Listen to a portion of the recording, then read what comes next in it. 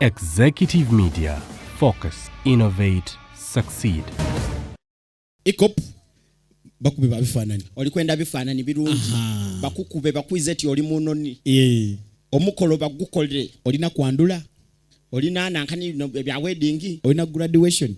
Ni bobo firirwa. So kwenda kukola nankani send off decent. Wesimbye omukalulu. Decent. Funaba ikop. Abo bulwo bayito batako. Tubateeko tuli kujja mukulonda. Era tibasasula. Be. Kale. Sasula. Olikwenda bya bululu. Yes. Bakukube mukuba ni poster.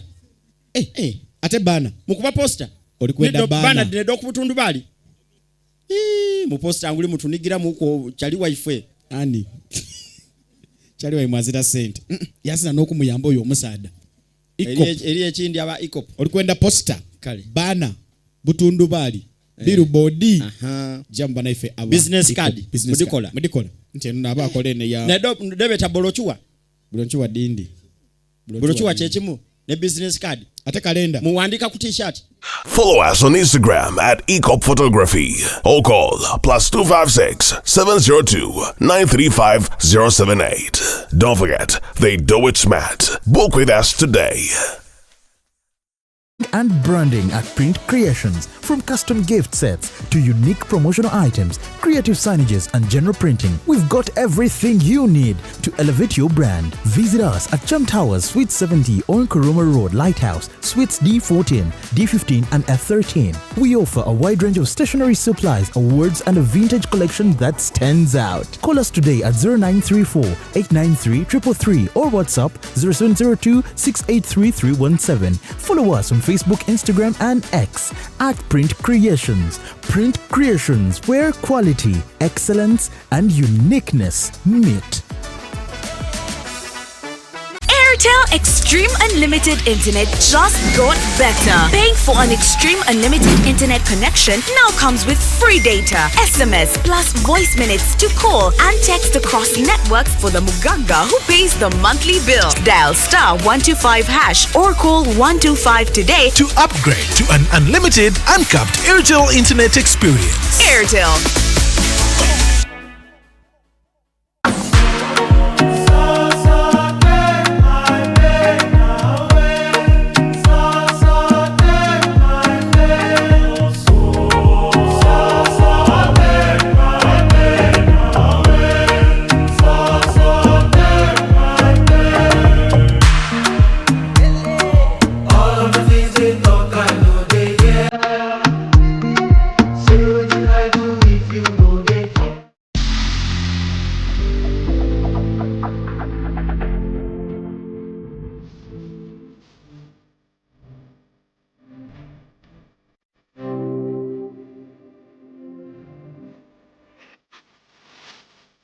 The short and big shot. Omumwa gonfukidde omumwa zubeera. Candle night ogimanyi.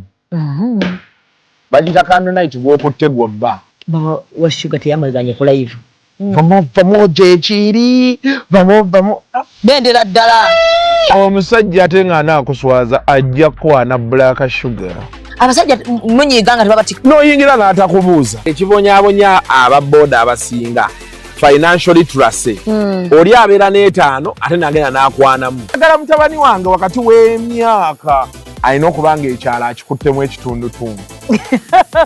Anayakola kimpanya n'alagako nno panda nti si wa muzannyo. Ate kye nayagala ku ttiimu ya Mama Fina. Sente eziwaayo. Naye tebasaba njawulo. The short and big show. Abantu bajaagalira ddala. We always love you.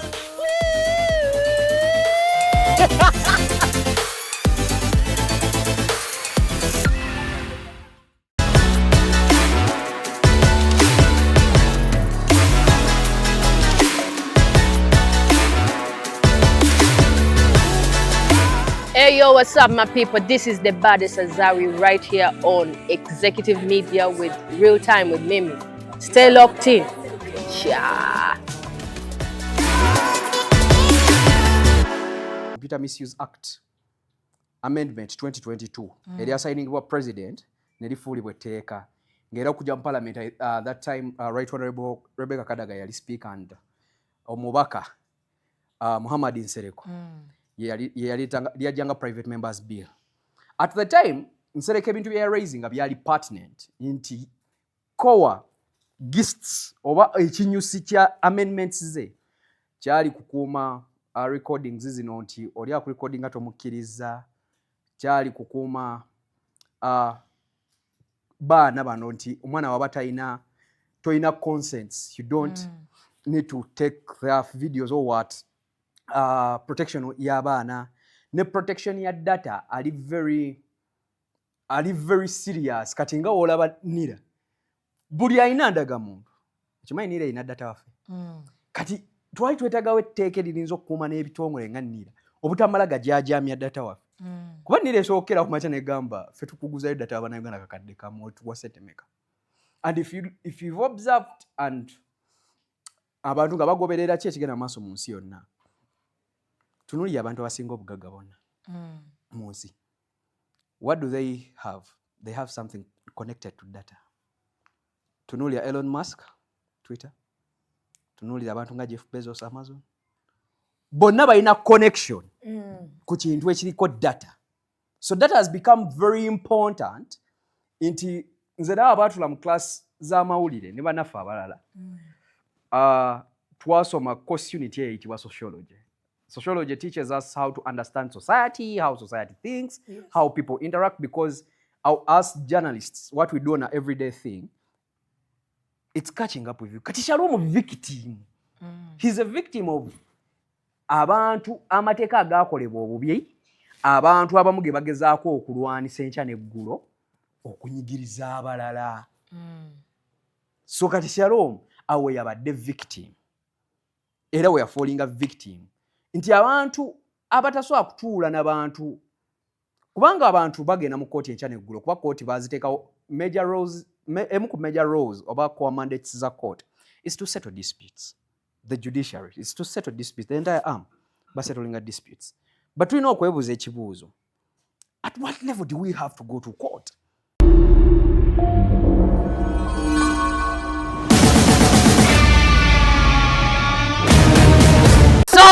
Subira buli omu ali bulungi kamera nkira.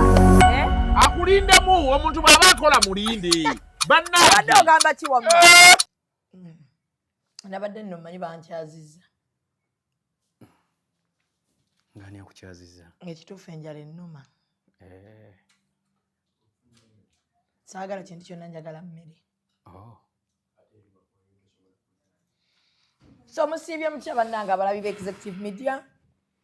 Tuli mu nnaku ez'okuba nga abantu beekola obusolosolo naye nammwe abagezezzaako okukuuma obuntubulamu mwebale nnyo mwebalire ddala. Twagala okwebaza Abannayuganda batuwagidde okuva omwaka gye gwatandikira mpaka wano we tuli olwaleero.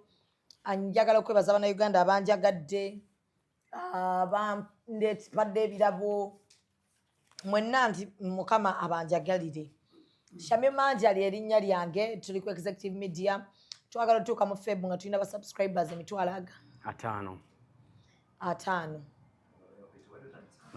Bakuyita. Batwayo konkala. Genda. You can't go, my darling. Ready for the show.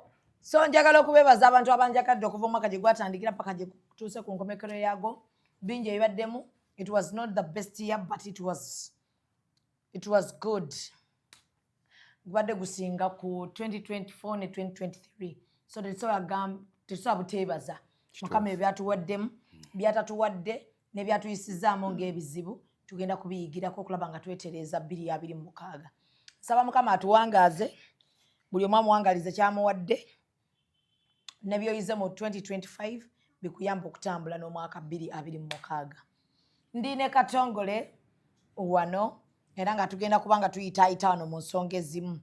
Katongole oli otya? Ndi bulungi, my brother sister. How are you? I'm fine. How are you? We are living. We are living. So Katongole oli wa Luzungu? No, Luganda. Mu mbeera awo baasiba Shalom. Yeah. Wabiraba? Baasiba mutabani wange. Mutabani wo? Mutabani wange. Enkwata gye bamukwatamu wagiraba? Nabiraba ne build up najjanjiraba. era bugenda okukyawo nga Shalom bamututte ku ki poliisi kipayopayo kooti and eventually court n'agenda first return bail denied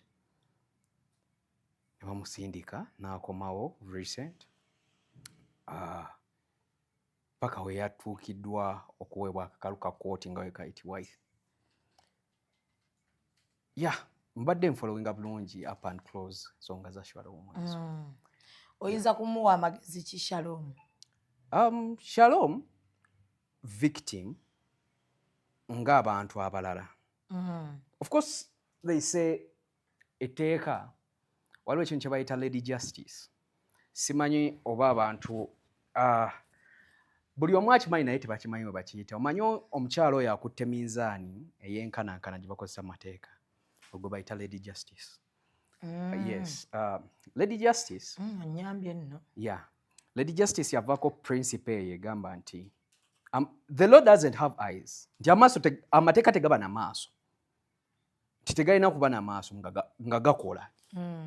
Oba oli mwavu oba oli mugagga oba oli government oba oli civilian, the law doesn't have eyes. Naye ate over time with precedents and history tukiina bulungi nti abantu abamu abakozi b'amateeka bambi ekyomukisa omu by'amateeka bagawadde amaaso. Omanyi etteeka eriba likolebwa when a law is being made, bwe bamala oddikola, sometimes tulina court bayita constitutional court.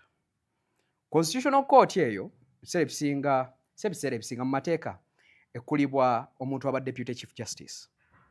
Saawa zino ekulirwa Dr. Flavia Zaija, but at the same time omuntu ayinza okugamba ate nga yakulira ne high court nti capacity gyalimu saawa zino she is the deputy chief justice ate akyali ne principal judge. Court ya high court ekulibwa principal judge, kati ate eno court ya abasinga bo bamanyi giyite nnyo court of appeal oba constitutional court strokinga. So ekkooti eyo ekulibwa omuntu aba deputy chief justice. Nti amateeka mbadde nkuddizayo mu spirit y'amateeka nti constitutional court eyo gikutwalako nti constitutional court ebiseera ebisinga si gumu sebiri ogirabe ng'etuula okutafuta etteeka lye baba baayita. Omulimu gwabwe bataputa mutima ki etteeka eryo mwe lyayisibwa, what they call the spirit of the law. Ne bataputa ne bagamba okusinziira ku nnyingo bweti ne bweti mu tteeka lino ne kino ne kino, etteeka lino teryayisibwa mu mutima mulungi. So usually etteeka tulivaako ne tunenya spirit kimwe baalikolera na ki kye baatunuulira. Era ne bagamba nti etteeka lino ddungi naye clause bweti ne bweti ne bweti eri either overboard, it's either vague, eri extreme eveemu, era ne baginalifyinga ebiseera ebisinga. So kati principle eri gye tutandikiddeko eya lady justice, olumu ebbanga lizze litulaga nti abantu abamu bakola amateeka nga galina amaaso. Ojjukira bulungi ebiseera by'abafuzi b'amatwale Pefeid n'ebisigadde, the laws were in place but the laws were meant for certain groups and privileged some groups. So we cannot sit here and the person there will tell us straight nti amateeka tegalina maaso. Tegalina kuba na maaso, that's the principle, nti tegalina kuba na maaso, but at very many times tukiraye nti gabeera naki n'amaaso. So okudda ku nsonga ya Shalom, Shalom etteeka eri musiba hate speech device, hate speech ne cyber harassment. Amateeka ago gatunuulira ebiseera ebisinga bageesigamya ku clause eno ku tteeka lino liba amendinga Computer Misuse Act Amendment 2022 eryasayiningibwa President ne lifuulibwa etteeka ng'era okujja mu Parliament that time Right Honorable Rebecca Kadaga yali speaker and omubaka Muhammad Nsereko yajjanga private members bill. At the time Nsereko ebintu bya raising byali pertinent nti kowa gists oba ekinyusi kya amendments ze kyali kukuuma recordings zino nti oli akurecordinga tomukkiriza, kyali kukuuma baana bano nti omwana waba toyina consents, you don't need to take their videos or what, protection y'abaana ne protection ya data ali very serious kati nga olaba nira buli alina ndagamuntu kimanyi nira ina data waffe kati twali twetagawo etteeka eririnza okukuuma n'ebitongole nga nira obutamala gajajamya data waffe kuba nira esookera ku makya negamba ffe tukuguzayo data abanayuganda kakadde kamu tuwasetemeka. And if you've observed and abantu nga bagoberera ki ekigenda maaso mu nsi yonna tunuulira abantu abasinga obugagga bonna mu nsi what do they have? They have something connected to data. Tunuulira Elon Musk Twitter, tunuulira abantu nga Jeff Bezos Amazon, bonna balina connection ku kintu ekiriko data. So data has become very important nti nze nawe abaatula mu class z'amawulire ne bannaffe abalala twasoma course unit eyitibwa sociology. Sociology teaches us how to understand society, how society thinks, how people interact, because as journalists, what we do on an everyday thing is to report about the different narratives in society. Ebintu ebyenjawulo mu society. So kati sociology tuyigiriza communities engeri ziri livinga. Kati basajja bano bola abasinga obugagga balina ekintu kyonna ekiri connected to data. So at the time byali ebintu Nsereko bye yali yagezaako okurazinga. N'ekintu ekirala Nsereko kye yali yagezaako okurazinga at the time twali tukyukanga tu social media ejjuka Facebook bagibaninzaawo tuyingidde TikTok efuuse ekizibu. So they wanted to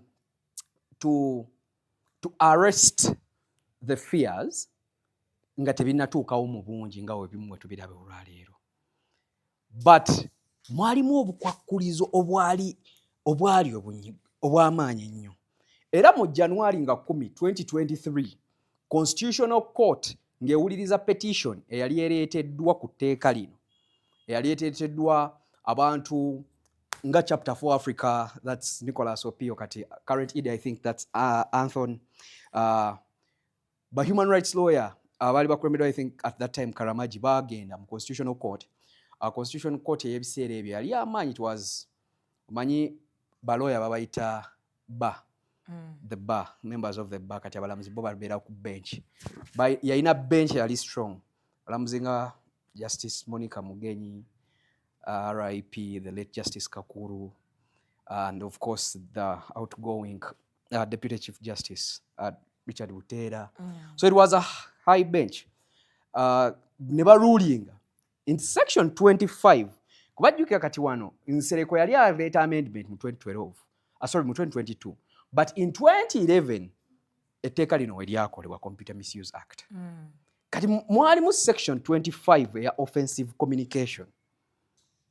Mu kutapta kwabwe bagamba nti kyali kigazi nnyo ng'ate kiyingirira amateeka amalala mu constitution. Yes, kati kuba mu constitution mulimu ebintu, mulimu chapter number etuwa human rights. Oba okitegeera. Mulimu that nga mwotadde ne freedom of expression na oba freedom of speech. I mean, that is Article 29.1. Of course, naffe abanamawulire, it's the article we thrive on. Article 29.1, media law, but mu time eyo nga bagamba nti kano ka particle offensive communication, using over computer to spread or share information that is regarded as offensive to someone curtailed other constitutional guarantees like Article 28, which is a right to a fair hearing, fair, free hearing, and Article 29.1, which is the freedom of speech. So nga bagamba nti yali overboard at the time. Era ne bagiruling bataano bonna nga batula ku bench eyo. Baga kino kiri extreme, akantu kano ka close section 25 offensive communication ne bagijjamu. But people didn't stop because they knew. We live in a country that is not extreme, but at the same time it's not free 100%. So tuli awo makkati. Kati awo ebintu nga cyber harassment, ebintu nga hate speech, ebintu byonna mwe bijjira. but byonna bigwa mu layini eyo nti woba olaba abactivists abasinga n'abantu balooya abasinga bino ebintu baabiraising at the time, but abantu baali mu mbeera nti bannabyabufuzi abo babeereeyo balwane entalo zaabwe, forgetting that things like offensive communication, things like cyber harassment, things like hate speech, we bakola etteeka nga si ddungi, oba oli munnabyabufuzi oba toli, oba oli mugagga oba oli mwavu, if the law can catch you anytime. So abantu ebiseera ebisinga tubagamba mufe nnyo ku mateeka ge bayisa ne lwaki bagayisa, ne munnanga abantu bakugamba ebyo byabasoma ebyo kintu kiri kye twayogera ku climate. So but it finally catches up with you. So coming back to Shalom, nti ebintu nga hate speech over time tubadde tubyogerako, ebintu nga cyber harassment tetuli wano lwakuba mbu Shalom mbutusi we are appearing like we are sympathetic and agreeing. No, we condone bad behavior in society. Tetukkiriza mu mpisa mbi, naye ate tetukkiririza na mu mbeera y'akasajja fuba at the same time. Okay? Kubanga mpulidde ebintu bingi ebibadde mu kesi ya Shalom, but Shalom ng'abantu abasigadde abafolinze victim mu zino ensonga, ogenda okumaliriza okuwuliza and following up nga bantu be badde balwana entalo zaabwe. It's a few egocentric individuals, I don't know, bantu benandiisa ababuyabuya nga baagala kulwana ntalo zaabwe. Buyabuya mu Luzungu yani? Bantu, I don't know, I think they are egocentric people. Bilega musaga because kuba mpulyange ebiri extreme ngati fe wano tugana ekyobwanna lukalala. Sijja bayita ba indigetes oba demoids, but bali extreme nnyo, ebintu ebimu tebyetaagisa. Okay? Mbadde mpulira parties ez'enjawulo eza abantu abaloopa Shalom musango guno kye baloopa. I don't want to discuss those because I would have if I decide to discuss such individuals, then we will have wasted the show. So yes, please don't. Let me discuss the broader issue. So the broader issue here is nti abantu abatuulira okukola amateeka gano oba n'Abannayuganda bwe balaba nga amateeka gano tuvaayo, abantu abamu bavaayo okugalwanisa nga tonnabuuza nti oyo yagundi agoba kino oba gundi lwaki akirwanisa. Let's come through, understand, tumanye ddala lwaki omuntu ono kyayogera ddala kituufu kirimu eggumba. Kuba kati essaawa ya leero otunira Shalom nga bamusibye hate speech, okitegeera, naye contextual wotandika otutunulira etteeka lya hate speech tukera otunula nga n'abalamuzi balina obuzibu bw'amaanyi okusalawo nti ddala hate speech, because when you say hate speech it can be justifiable, kisobola okukkaatirizibwa, but hate speech you and I know to some extent kiri subjective, because kigwa mu bigambo biringa you are beautiful, you are handsome, that is hate, that is love. They are kind of subjective words, they are subjective terminologies. So watuba tuhandling ebintu ebiri subjective, it's not that we shouldn't handle them, tulina obihandling, naye tulina okubeera abeegendereza nti abantu bana batukolera amateeka. Wogamba hate speech, tunnyonnyole hate speech efaanana etya. When you talk of cyber harassment, jimenye to the core. What is cyber harassment? What do you mean? When you talk of offensive communication, what do you mean when you say offensive communication? Otherwise, buli we tuleka amateeka amabi okulivinga wano, it's catching up with you. It's catching up with you. Kati Shalom victim. He's a victim of abantu amateeka agaakolebwa obubi, abantu abamu ge bagezaako okulwanisa enkya n'eggulo okunyigiriza abalala. So kati Shalom awe yabadde victim, era we falling a victim nti abantu abatasobola kutuula n'abantu, kubanga abantu bagenda mu kooti enkya n'eggulo kuba kooti baziteekawo major roles, emu ku major roles oba core mandates za court is to settle disputes. The judiciary is to settle disputes, the entire arm settling disputes. But we know okwebuuza ekibuuzo, at what level do we have to go to court? And what do we take to court? Tusiba tulaba abalamuzi enkya n'eggulo, judiciary as an arm of government. You are crying of a backlog, heavy backlog gye muyina etaggwa mu court. You are crying of human resources okusolving emisango gino. Yes, tubebaza nti waliwo ebintu bibateesewo nga litigation. Do more. We need to do more. Si kuba nti waliwo etteeka nti we come to court and fill up courts. Let courts work on matters that need to be court-like. Ekyo ky'ogumulanga tubakubira abesiga eddamuzi. Abesiga eddamuzi ogumulanga tugubakubira. We need to do better.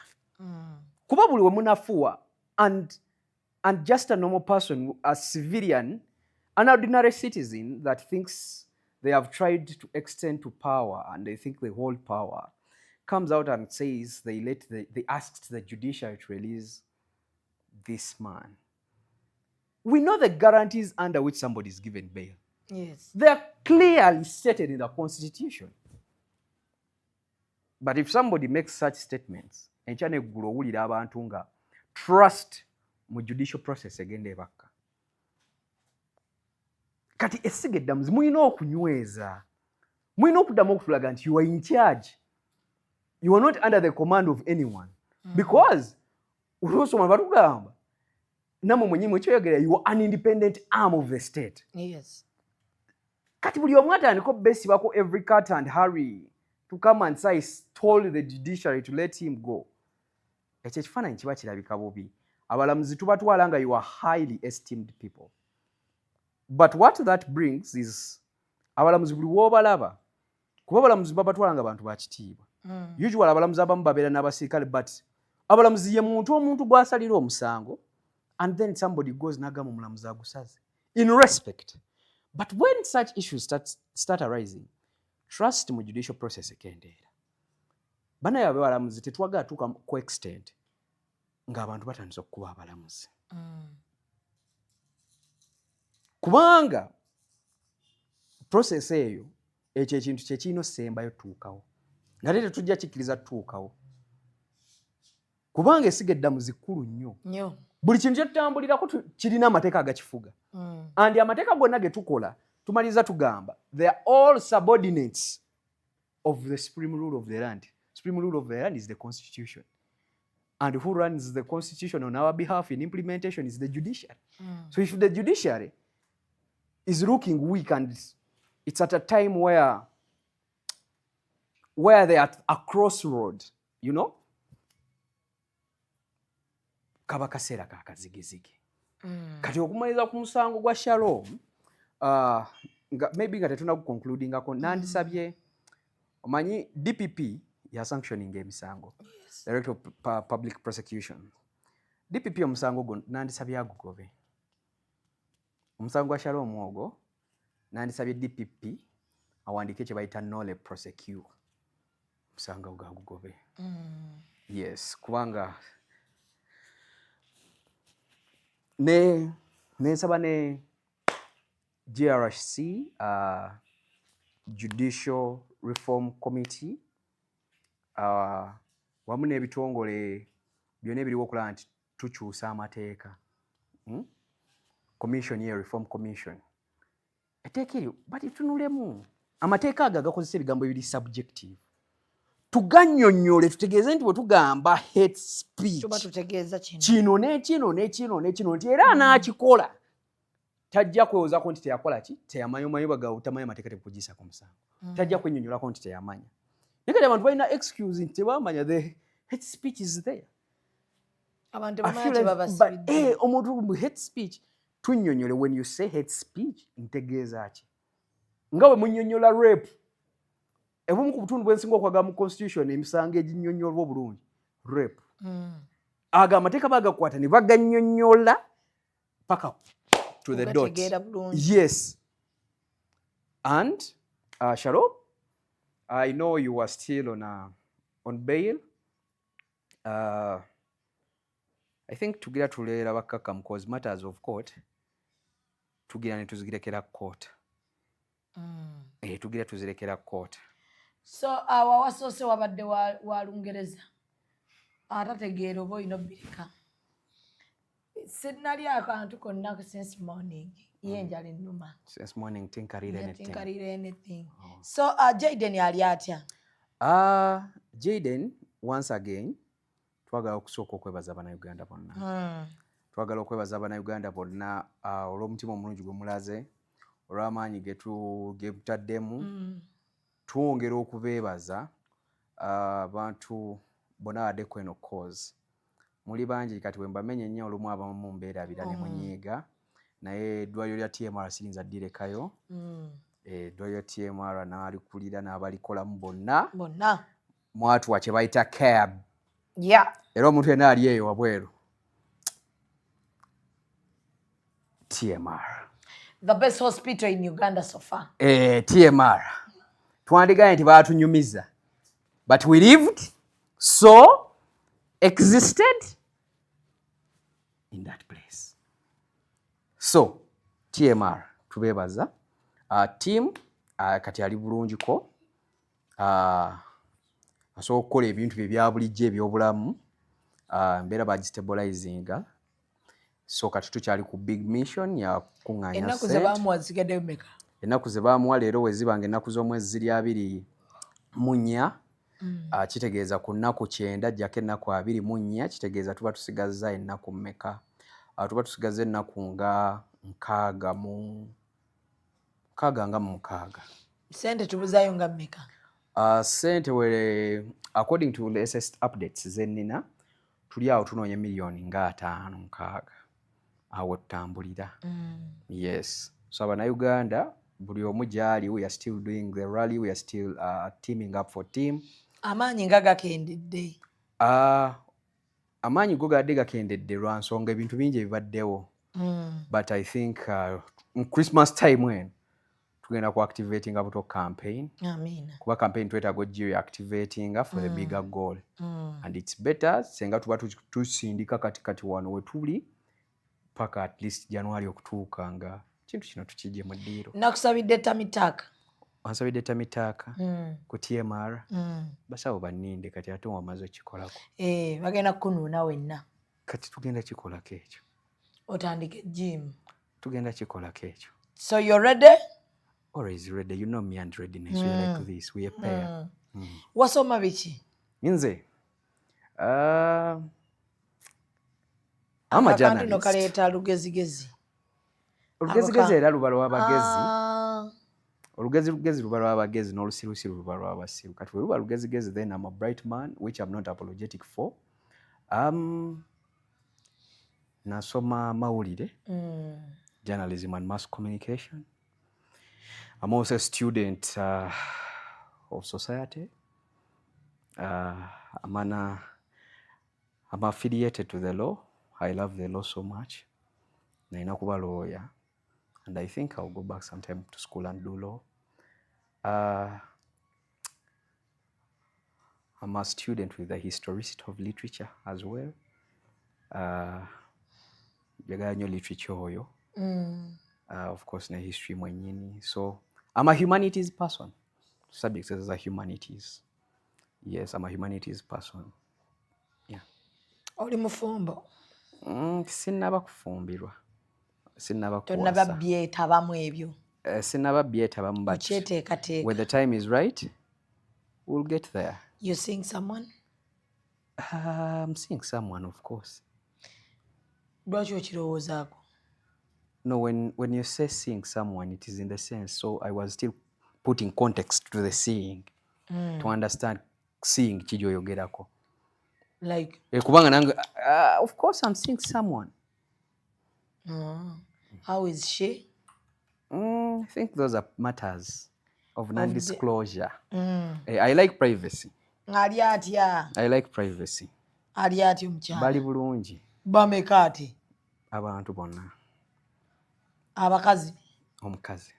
Ate alimu abantu bameka?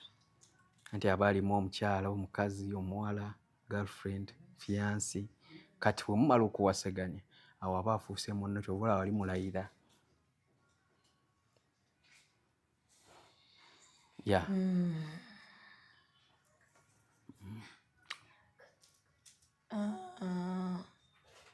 So tugenda mu kalulu. Yes, we are moving to an election. Go off in your national ID. Yes, my national ID. What did job? Let me just show you my message. No, I'm showing you my message that confirms my national ID. Let me show you.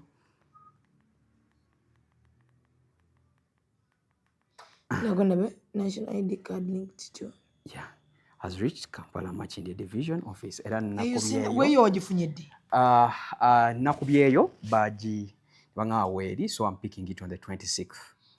Yeah, I'm picking it on the 26th. Njijeyo nga 26 weri wali Machindi kunire twalibwa omwami Kaaya. Yeah. But ndowooza ku nsonga eyo tugenda kwogerako abanira baveyo. Nira muveyo mutuwe information. I don't know. Nira this time round mwakoze bulungi mweno process yo renewing national. Naye kati mwali mutuwa communications updates ziri constant.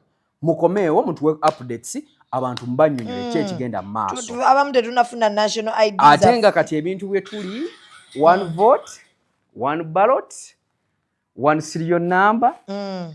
So ku nsonga ezo in fact nga tugenda zidiscussingako. Ndoza maaso awo tujja kusaba omukulu Julius Muchunguzi. Our man ajje twogereko naye. Julius kwa Julius tugenda kwogera naye. Ajja ku bantu atanafuna ID yakola atya. Process egenda beetya.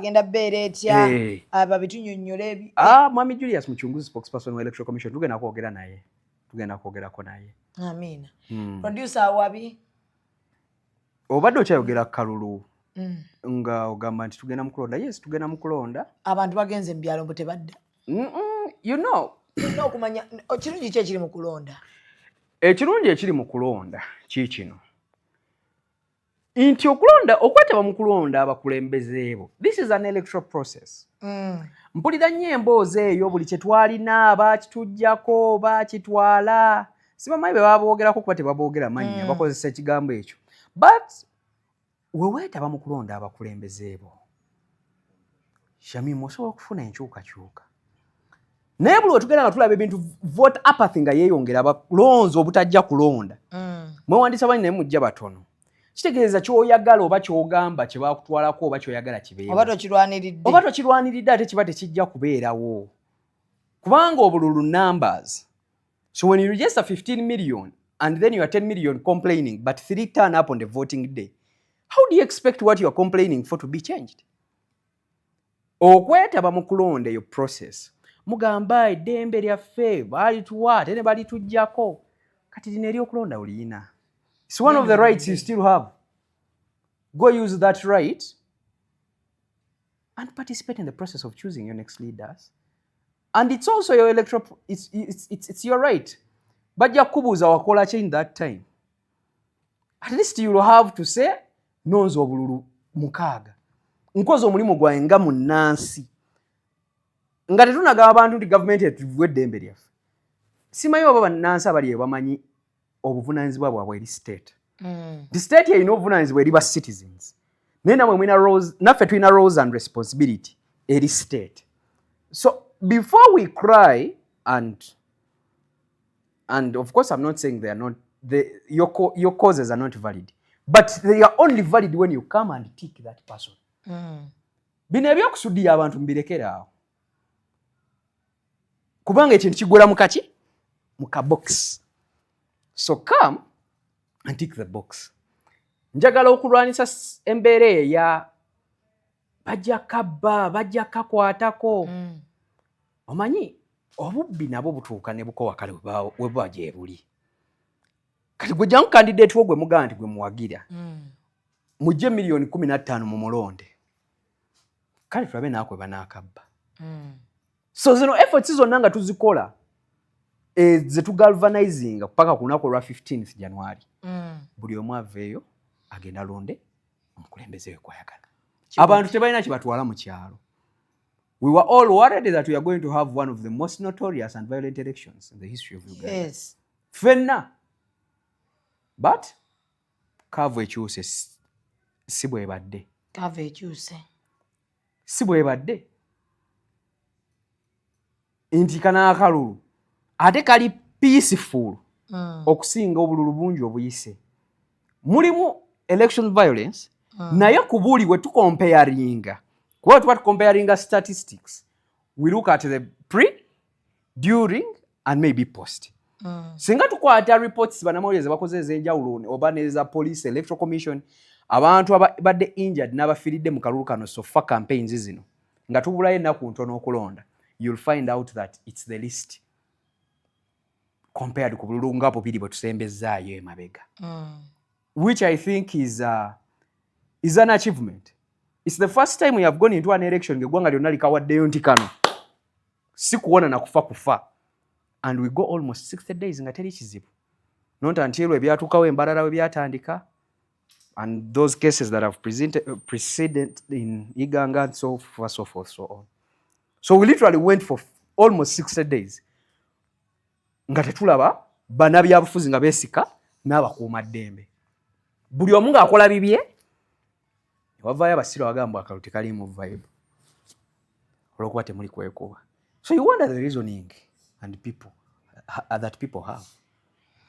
Waba baga vibe yakwekuba badde nga ku street bo beekube, tulabe bo bwe banaaba ne vibe nga beekuba. So kana akalulu I can let people know mukomeewo kaina kibaga nti high stake. It's a high stake election naye tewali kigenda kutuukawo.